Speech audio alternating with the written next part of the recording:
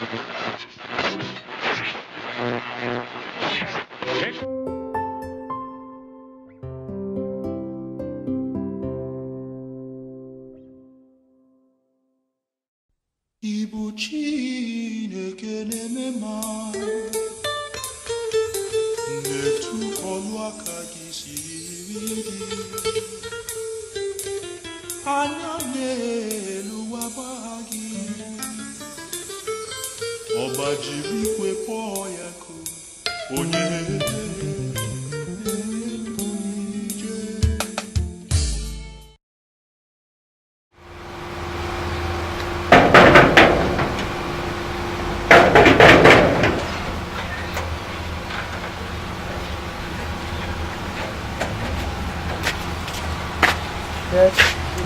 afternoon. Welcome.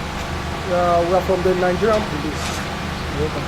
I want to see Madam. I don't know if she's inside. Okay, just wait a minute. Let me show you.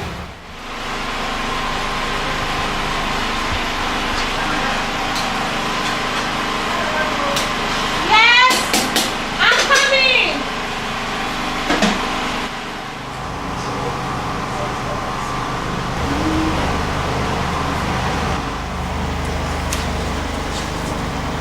Gabriel, it's you. I thought it was my husband at the door. What is it? Something like that outside before I went to you. Some two men? Yes, madam. What did they say they want? No, madam. They want to send the police. Police? Yes, madam. Okay, let's get in.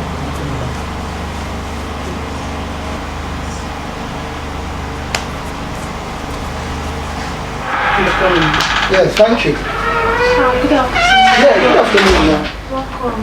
Yes, ma'am. I'm Mr. Bright for Top One Traveling Agent. I know you. Yes, ma'am. Here is with me, Inspector Johnson. Yeah, Inspector Johnson from B Division Police Headquarters.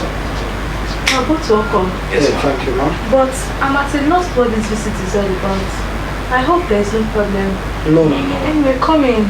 No, ma'am, we are in a hurry. We can't go in with you. Okay. Okay, we brought you information. Yeah. Information? Yes, ma'am. What's information? One of our vehicles had a fatal accident. Your husband's name happens to be on the manifest. What? Yes, My husband? Yes. I'm sorry to say, there was no survivor. Sorry. Yeah, please.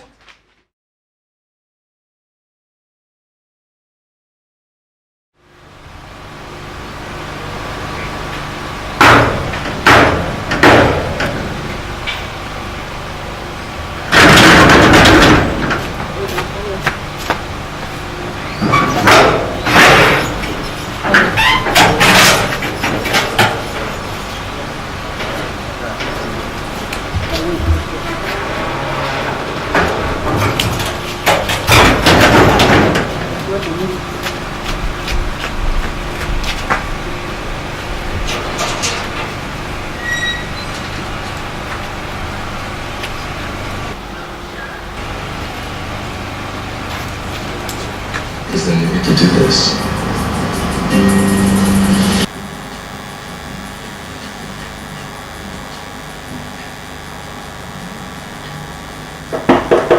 Yes, come in. Good morning, madam. Good morning. What is it? Some 3 months a woman that side. They wait for you. 3 months a woman? Yes, madam. Where are they from? They say they come from village. Village? Yes, madam. Which village?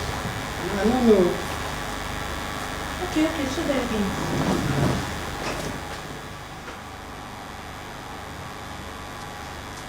Papa, you are welcome. My daughter. Yes, Papa. How are you? We are fine. And how is everybody? Everybody is fine. How is everyone in the village? They send their regards. Welcome, Papa. Thank you. Mazi Chika. Oh, our wife. You are here too. Yeah, thank you. Welcome. Thank you. Well done.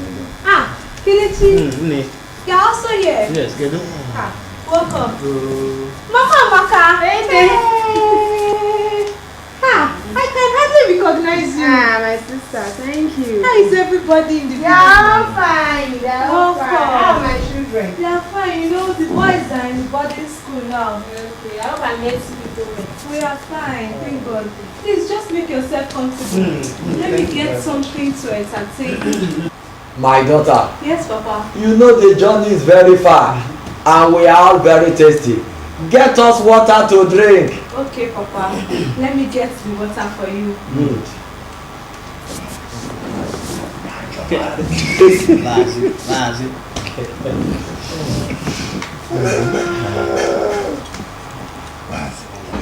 And my daughter, Yes, Papa. you have brought the water is for us. Yes. But leave it, come and sit down. There is something important we have to discuss. Yes. Papa, hope all is well now. My daughter, I don't understand. all is well and all will be better after this discussion. Okay, so Papa, what is it? My daughter, Yes, Papa. the elders council from the village sends their regards. Yes. And you know, it's been 15 months now when your husband, our brother, passed away to the world beyond. However, custom and tradition must be fulfilled. Yes. And that is why we are here. Custom and tradition. We are here to take inventory of all the properties of your late husband, our brother.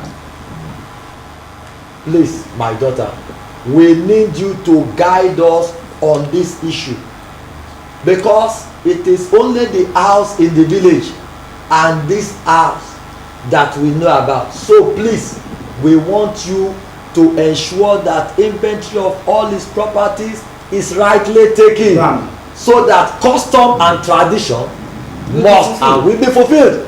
Am I speaking your mind? You have spoken You have spoken well. Our wife, please, we want you to ensure you make mention of everything. I mean everything that belongs to our late brother, as to the extent of his part in war before his death. Yes. And even if we have other wives outside, she should be included. Mazishika, don't be hard on her.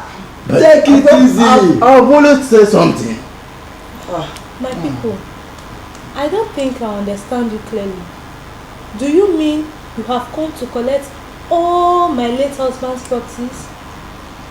Oh, everything.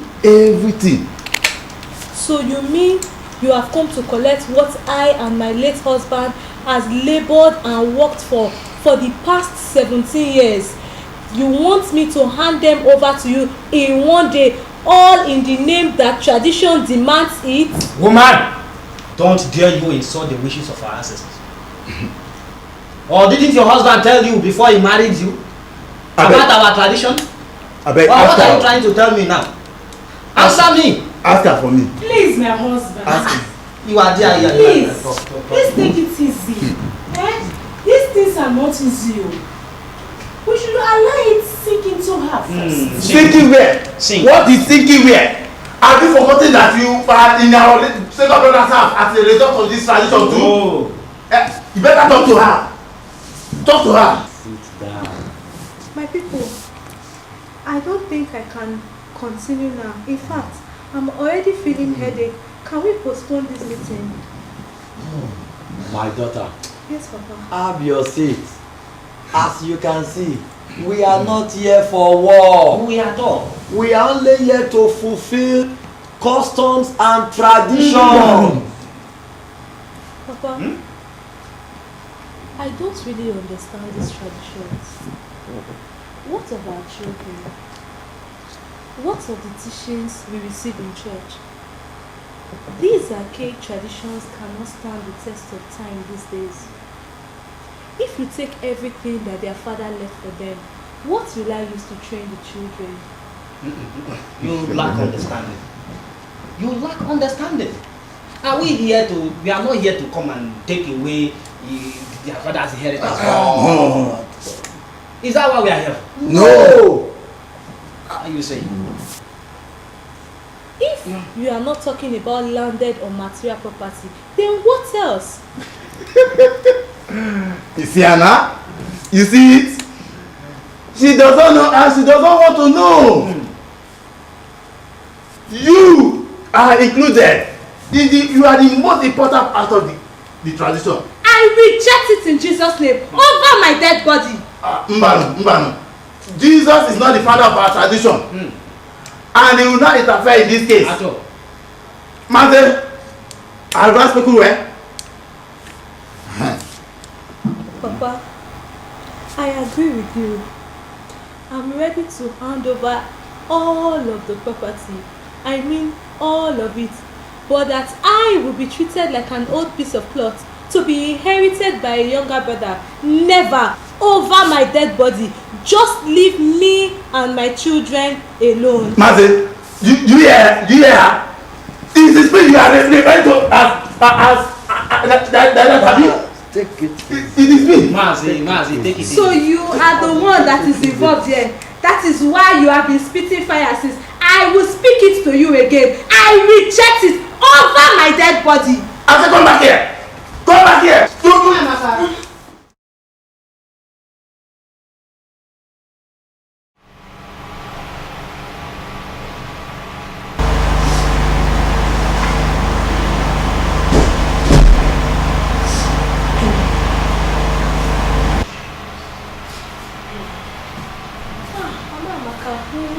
You're still up. Or do you need anything? No, not at all. I don't need anything. I actually want to see you. No? Hope nothing again. No. No problem. You see my sister. I want us to discuss this matter at time. I know it's not an easy thing to do. But I warn you. This family is very, very dangerous when they don't get what they want. Just think over it. Sleep over it, eh? Then tomorrow morning you come up with a good decision, okay? Just think over it.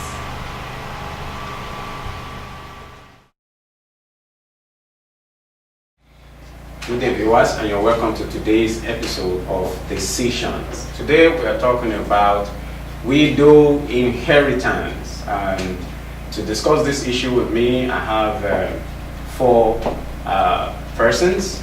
Just by my right hand side here, I have Barrister Ben Obioro. He's the principal partner at B.O. Obioro and Co. in Efron. Welcome, sir. Yeah, thanks for having me. Okay, and next to him, I have Mrs. Justina Kesabosa.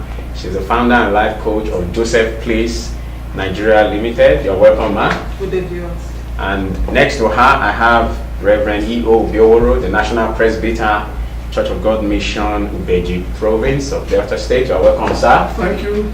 And on my far right, I have Deaconess Grace Unoro. She's a teacher at Ebrumede Primary School in Efron. You're welcome, ma'am. Thank you. I'm your host for today, and my name is Akimbola Praise. Widow inheritance. From what we've just seen or what we've watched, is a situation where someone has lost her husband. She still has children to take care of, and all the properties left behind by the husband's family has come for him, and they consider her to be part of the properties. Barrister, is that acceptable? Is the woman also a property belonging to the husband, so late husband? Legally, she's not. Legally, she's not a property of the late husband. Okay, so she cannot legally be inherited by the husband's family, can she? The issue of inheritance of a will is purely the issue of custom and tradition. And as the law is expressed to that effect, that every custom of that nature that would deprive a widow of the properties of her husband and the ability to take care of the children is repugnant. There's what we call the repugnancy test. Is the tradition fair? Is it equitable? Is it of a good conscience? If it fails this test, that tradition is thrown aside immediately. Okay, whose responsibility is it to put the tradition to the test? The woman? Of course. A lot more of widows these days are very strong. They go to court and they challenge it. And the court must rule in your favor, of course. Because such a tradition is not equitable to the widow. It's not equitable to the children left behind. It's not also of a good conscience. The conscience of coming to take property that somebody has labored for. It's not good conscience anyway. So you go to court, you challenge that kind of tradition. The courts have consistently held that such a tradition, such a custom cannot be practiced, and it is set aside. Deaconess Grace, just for me to come to you, how do you see such customs these days? Is it moral? Is it justifiable? It is not moral. It is not justifiable. Because, come to think about, just like she said, what she had labored for, death is inevitable, we know, but nobody expects it at your prime. So you have labored, just like she said, the boys are in the hostel. So it's still a school age, the children are still very young, and they need a lot of finance to be able to bring them up. And from everything we are seeing about them, they had, at least to an extent, planned for their children and their home, and death comes and takes the man away. The man has sat down with his wife to plan. The man is no more. The wife is in a proper position to carry out what they had planned. These relations were not there when he was discussing with the wife. When they were sat down to draw out their mouth, they were not there. So there is no way they can come in. There is no justification on it at all for family members to come in and take away the property. They don't know how the brother labored to get. Maybe it's a 50-50 case. Maybe the wife is working in a good place as well. Or even if she's not, while the man was acquiring all of those properties, she was supporting and giving moral support and advice. But the family of the man, they came and they say all our late brother's property. Now, possibly they have no input in it. Possibly they also have input in it. The woman got married to the man. Sometimes some of these marriages occur maybe when the man is already having something, is already someone in the society to some extent. And the family has been there from the beginning when the man was a nobody. They cleaned him up when he was a toddler until he grew and all that. So shouldn't the family at least have any say in getting something from what they have perhaps supported to labor for up till this moment? Reverend Brosa? No, I think that is wickedness being displayed. It's as a social hypocrisy. The family should not be involved. At best, what the family can do is to ensure that all is well with the woman and she's able to manage whatever was left by the family. But in a situation where the family, perhaps the only one benefactor they have is the man who is dead and is the one supporting the whole family, and now that he's gone, they really don't have anything. Is it not okay for them to at least try to get something? No. Okay, from what we see, they want to get all, but at least, can they get part of it? No, I think what they should do is to, let me use the word lobby. Yeah. They should lobby the woman, appeal to the woman to continue the good work that the husband was doing before he died. And if I may come in here, it depends on the relationship they also had with the family while the brother was alive. Just like you are saying, maybe yes, a lot of them maybe on scholarship based on the father, my uncle is there, okay, I'll sponsor you. And if I am sure any woman, genuine, sincere, no woman will want to deprive her husband from her people. Because we're in the African setting, you can't marry your husband alone. You are married to the family. So and I believe that's what the family is trying to. It depends on the relationship they had with their late brother. If there was a cordial relationship between them and the Lord brother and the family, I don't think they will come the way they did. It will just flow. Okay, Mrs. Justina, just to ask, is it not only fair for the woman to at least share with them out of the husband's property? Well, just like she has just said, it depends on the relationship that the brother and the wife, the way he related with his family, carrying his wife along. Then I think something that can also be done, you see, if the brother, just like you said, have been paying school fees for some people, it will be a very wicked woman that will say, okay, everything should stop. I think if the husband carried her along, she will also continue. I think the family, just like Reverend said, it's not, maybe lobby would be the word, but they should come together and say, well, this is what our brother was doing before. Can we still please continue with what our brother has been doing? And I think to even avoid all these kind of things, nobody knows when death will come. When we have opportunity to be in such position with such wealth, even without that much wealth, we should also be thinking, the man, I think, should have thought of putting down a will. Okay, I was just coming to that. Pastor Ben, what is your take on will in Christian? Should a Christian have will? No, why not? It's very, very okay. Most of the cases we have in courts, I don't know Christians that go and fight about properties. So much should have a will. But in the African context, will, we've had cases where a wife invited the husband and said, with the way you are going, I think there will be the need to have a will. That is all at the family meeting. Because for will, we see it as, am I dying now? Or a lot more times when we take detention to go for will, most times in the hospital, terminal sicknesses, you hardly see a man in the African context who walks up to you and say, I want to put down my properties, I want to give this and this to A and B. You hardly get, but if you get maybe the man terminally ill, is in the hospital, he's been told to put his house in order, time is running and all that, and you just think of doing a thing like that. And don't also forget the fact that a lot more times these wills are also challenged. Now, under the condition when a man is having a terminal sickness, I think what is most important to him is how to get well. But in case he's not able to, he does a will. How tangible is that will? How acceptable is that will? Is it, can it not be classified as if it's done under duress or something? Because he's about to die, you can just say anything or just do anything.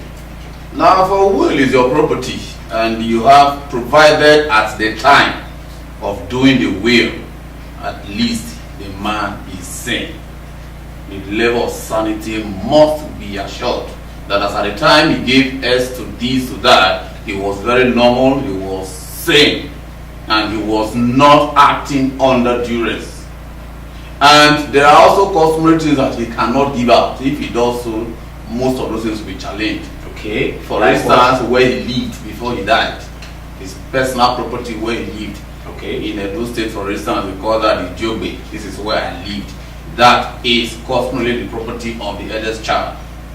Okay. So that was, so there are still some customs that must be respected. In that way, in fact, you use that one to test the veracity of a will. Okay, and if the will is at variance with that, then it becomes suspicious as well to begin to raise issues. Why should a man give his house to a much younger person when the eldest son is just, it becomes a test? But you can do your will. You have the right to do your will, provided you are sound, you follow the normal law, you have your witnesses, the executors, you sign properly, and that is not the man signs his signature and you compare that to the previous document and you see that it's not there at all, then it becomes an issue. Okay, sir. Reverend Bureau, why I asked the question about a Christian and will is because some people see it like will is what you write to specify what will happen once you are dead, which may be technically correct or not. But it's like I'm about to die now. Once I write it, I've just signed death for myself. Is it like that? It's not. That's obviously a exhibition of ignorance. It's not like that. It's ignorance. Yeah. It's not as if you are calling death mirror. No, it's not. Okay. It's not. So as a Christian, I can go and have a will. A Christian could have a will. To what level? What level of achievement should this open question now? Well, the barrister may be able to tell us more. What level of achievement could someone have before you say, I want to have a will? If you are a tenant, you don't have a house yet, but you have one car. Can you still do a will? About when? The winners of yes. Where should you get to in life that you start thinking about will? Is it when you become like Dangote, having so much money, or Oprah? Can I say something? Okay. I think these problems, the problem of a will. Yes. A will becomes a problem when most times the children are not together. When there are children from all kinds of places. Different kids. Different women having children. and the man has some property that will amount to anything when he dies. That is when people begin to, fight over things. So I think it's your situation that really determines. It's not the amount of wealth. A man who wants to take charge. I have stories upon stories of men who. One of my friends said, he said the fathers cause problems and they escape by dying. Do you understand? So you have a lot of problems when the man sees that X gates and Y gates. The gates we are talking might not be marriages. Okay. There might be different children from different women with one woman in the house. Like my father had 6 from 6 other women married to my mother with 8 of her own. Do you understand what I'm saying? But he was able to manage the situation in such a way that I don't really see my half siblings. There's no way you can be the same like your own siblings. But you see, the agreement, we don't have that kind of tension. Okay. Do you understand what I'm saying? So the man should be able to envisage what, like, I don't know, a top legal luminary in this nation. They say he died and said they should close his chamber and sell everything. And people are saying, that kind of man that will have plenty things and archives and. I looked at it. Maybe he has all these kind of issues. Rather than cause fight after I am gone, let them sell and let the matter end. We have issues in this country where, today as we speak, even in this worry, estates are being fought over by children of people that have passed on. So when you foresee something like that, you should be able to foresee, except you are living in denial. Okay. Then you make a will. Just before we go on a short break, I want to ask something. Can a will, when the owner of the will is still alive, can a will result to more trouble, more problems for the family? Is it possible? He's still alive. A will is what you call a testament. It's a thing that speaks after death. Okay, so it's only when the man is dead. A will, you seal it. That's what you call a seal. You go to the preparatory history in the High Court and it is lodged. And when it is brought out, that seal must not be broken. The seal can never it must not be touched. So when the man is gone, a time will be set, the will be read. That is when the children will know what they have the right to take and what they cannot take. Okay, so that means the man should not, as at the time of preparing the will, none of the beneficiaries should be aware of the contents. In fact, the beneficiary cannot be aware of the will. They cannot even be an execution. One of the parties to execute the will. When you prepare the will, you just have 2 or 3 witnesses, persons who you trust that will witness the will. You just sign and say, these are my witnesses in this will. You sign it and you go, your lawyer lodges it, and that is the end. But at the point of death, it is read. But a lot more times, there's what God calls you add to your properties. Maybe by 2010, he had 5 houses. By 2012, he built 2 others. He has the right to add to the will. So you can always call for courtesies, you add to the will. Let me have gotten to other properties. I give this to XYZ, I give this to that person. So you can do that. Okay. Okay, just before we go on a short break, we've been talking about widow inheritance, the issue or the story of a woman who is being classified together with properties as an inheritance to the late husband's family. We'll be right back to continue with the discussion.